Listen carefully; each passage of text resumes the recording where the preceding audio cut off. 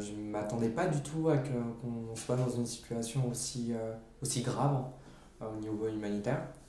Euh, j'ai pu aussi découvrir aussi de mon côté la réalité quotidienne en fait de ces gens à travers mes déplacements dans les hôpitaux, mes déplacements dans les checkpoints, mes déplacements aussi dans les villes qui ont été complètement détruites pendant cette guerre et qui continue toujours en fait.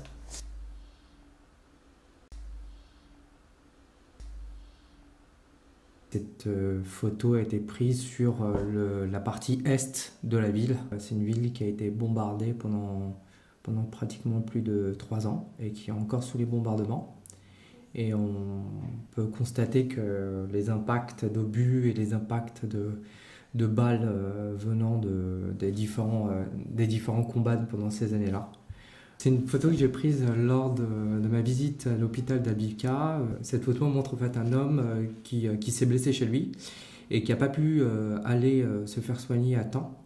Il a dû attendre l'arrêt des combats pour aller en fait se faire soigner à l'hôpital.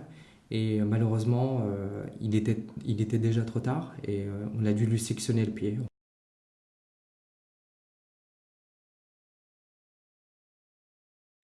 C'est une photo que j'ai prise dans la voiture en fait, qui nous emmenait dans la région d'Avdiivka. Là, on peut voir 3 hommes qui se mettent en position en fait de surveillance.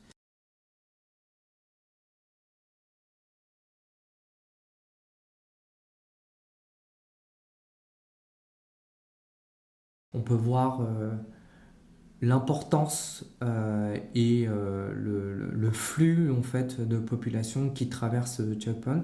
Ce jour-là, il y avait plus de 10 000 personnes qui passaient dans la journée. C'est des personnes qui traversent pour aller voir des amis, pour aller voir leur famille, pour aller vivre en fait, parce qu'il y a des personnes qui vivent en fait de l'autre côté et qui partent du côté séparatiste pour vivre. Il y en a d'autres qui partent de l'autre côté pour en fait récupérer des choses comme de l'alimentaire, de l'huile, de la farine ou du riz. C'est la photo de l'unité de soins de première urgence internationale. Euh, j'ai pris cette photo parce que pour moi elle représentait un peu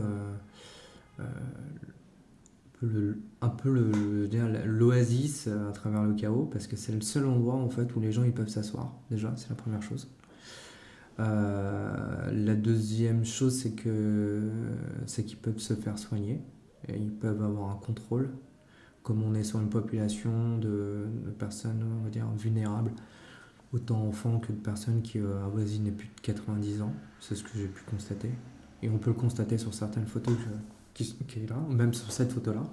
Tous les gens sont stressés. Ils sont stressés par plusieurs choses. Ils sont stressés par le manque de nourriture, ils sont stressés par le manque d'eau, ils sont stressés par les bombardements qui sont constants et pratiquement quotidiens. Et ils sont stressés par cette pression qui est mise par ou les séparatistes ou l'armée ukrainienne.